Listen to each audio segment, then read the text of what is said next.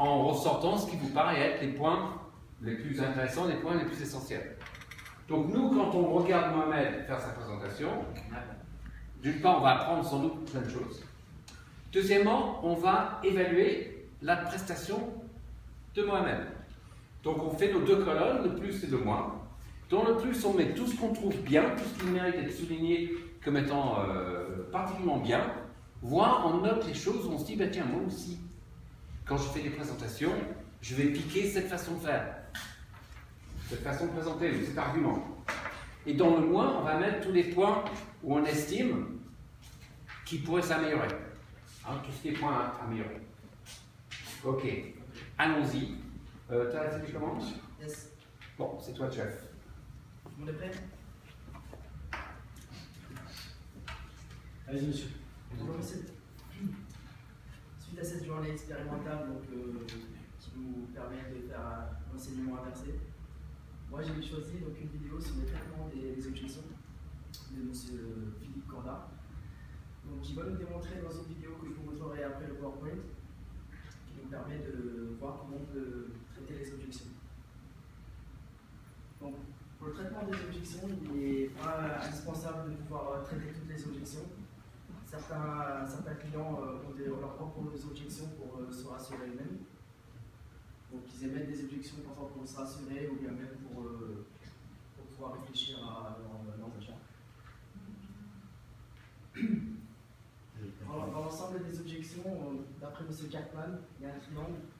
Il y a le triangle de Cartman qui représente plutôt le persécuteur. En général, c'est le vendeur. Donc vu qu'on présente un produit, on essaie d'argumenter. Il y a la victime qui est le client, en général.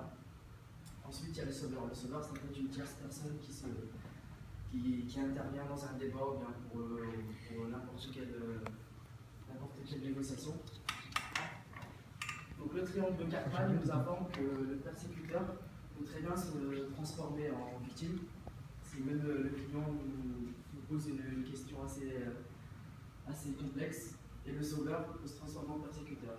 Et ainsi de suite. C'est un triangle assez rotatif, on peut dire, qui inverse les rôles de plusieurs personnes. Donc la victime peut passer des persécuteurs à un sauveur et de sauveur à un persécuteur.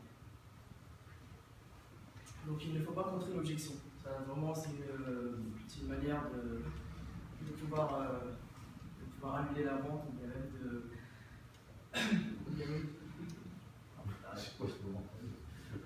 Donc je disais, il ne faut pas contrer l'objection, car plus on l'attaque, plus on renforce l'objection du client. Donc là, ça met le client en garde contre lui-même, donc on se trouve dans une position de force, et sur la négociation, c'est pas ce qui va nous arranger le plus.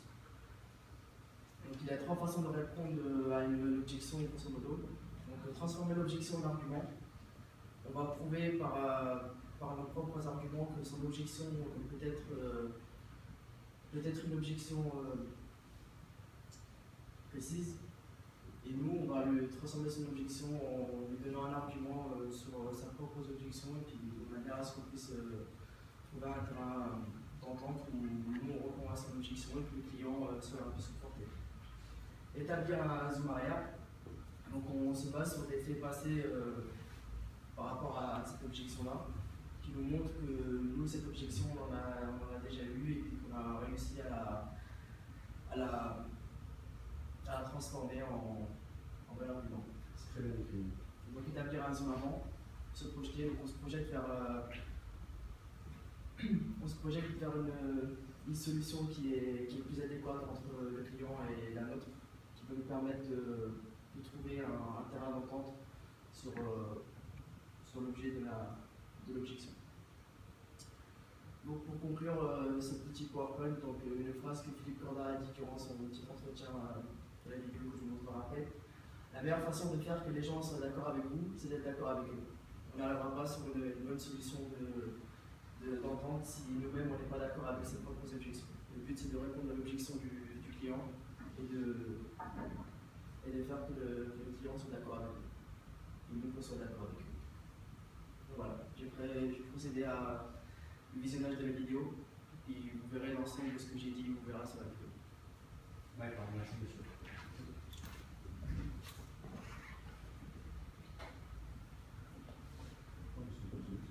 Thank you.